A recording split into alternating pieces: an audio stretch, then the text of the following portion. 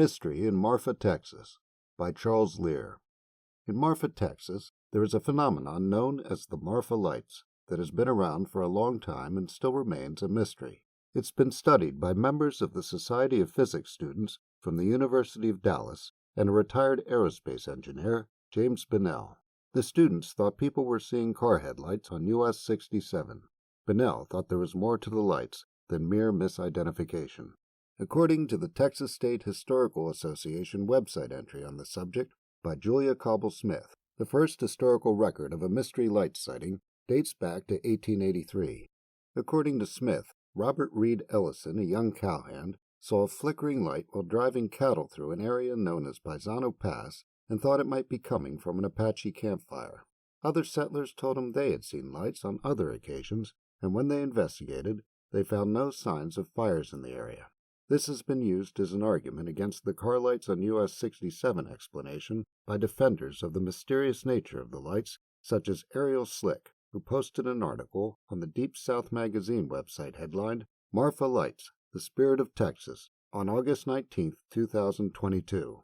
A reporter who claims to have actually seen the lights himself is Michael Hall, who wrote an article headlined, The Truth is Out There, posted in June 2006 on the Texas Monthly website. Hall describes the lights as yellowish lights that would glow, fade, disappear, and reappear in different places, sometimes changing color or splitting apart. Other witnesses he refers to in his article describe them as sometimes moving upwards. Hall reports that he has visited Marfa on several occasions and did so for the article. As part of his research, he contacted Ellison's granddaughter, Rosemary Cox. He wrote that she told him that Ellison had spoken to his family about seeing the lights, but when looking through Ellison's 1937 memoir provided by Cox, he saw no mention of them. Hall mentions another historical source, O.W. Williams, cited by the State of Texas.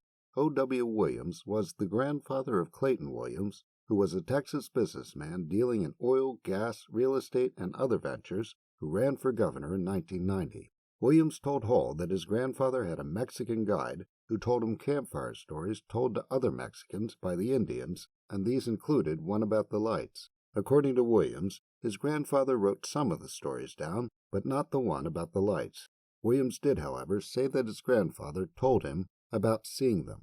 The earliest record Hall could find that was not purely anecdotal was an article in the February 9, 1945 San Angelo Times headlined, Ghost Light Appears in Marfa Area. This is more than a decade before the article by Paul Moran in the July 1957 edition of Coronet magazine, headlined The Mystery of the Texas Ghost Light, that is cited in many accounts, including the Wikipedia entry, as the earliest written record. A comprehensive website devoted to the lights is Marfa Lights Mysteries, run by Robert and Judy Wagers, who wrote a book published in 2012 titled Mysteries of the Marfa Lights Revealed. Included in the history section of the website is a summation of the San Angelo Times article. According to the summation, 2 Army airmen flew towards the Chinati Mountains in an effort to locate the source of the lights, but found they couldn't see them from the air. As for the identity of the airmen, it is reported that Elton Miles, author of the 1976 book Tales of the Big Bend, found one of them, identified as former MAAF flight instructor Lieutenant Fritz Call, and included his account in the book. I chased them in an airplane not once but several times, and this was in 1943 and 1944.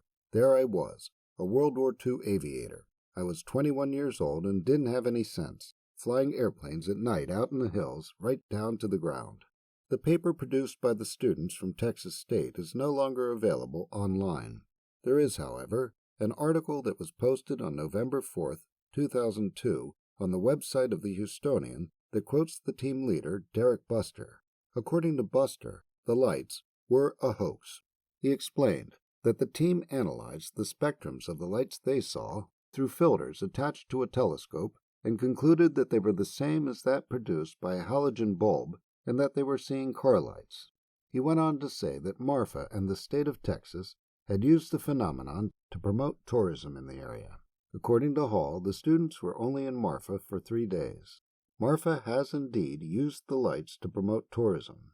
There is the Marfa Lights Festival, which will be celebrating its 34th year this September, and there is a viewing area that was built in 2003 on US 90. According to Hall, the town used $730,000 from the federal government and the Texas Department of Transportation to expand a small pull-off area.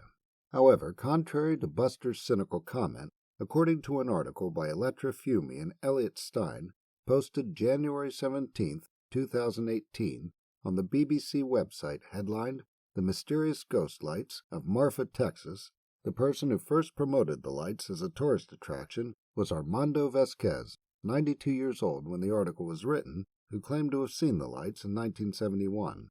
He began taking people from the two hotels in Marfa out to a dusty bluff to see the lights. According to him, "For years we didn't have anyone here except the people who wanted to see the lights. I was afraid Marfa would turn out to be a ghost town, but this was very good because it helped to keep our town alive."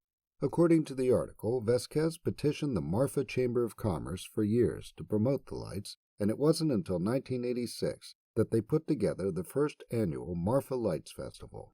A person who has studied the lights extensively is James Bunnell, a retired NASA aerospace engineer who wrote 4 books on the subject. According to Bunnell on his website, he first became intrigued by the lights in November of 2000. He set up 10 automated video cameras and recorded every night for many years. He describes his investigation this way. Data collection using automated cameras was supplemented with 288 nights of on-site observations using telescopes with single-lens reflex cameras, as well as many types of sensors. His opinion is the same as that of others in Marfa referred to by Hall, who wrote, "It took me 10 years, but I was finally let in on the little secret shared by locals and old-timers. There are 2 kinds of Marfa lights, the real ones and, well, the phony ones, the ones you see from the viewing center." Charles Lear is the author of The Flying Saucer Investigators, available at Amazon.com.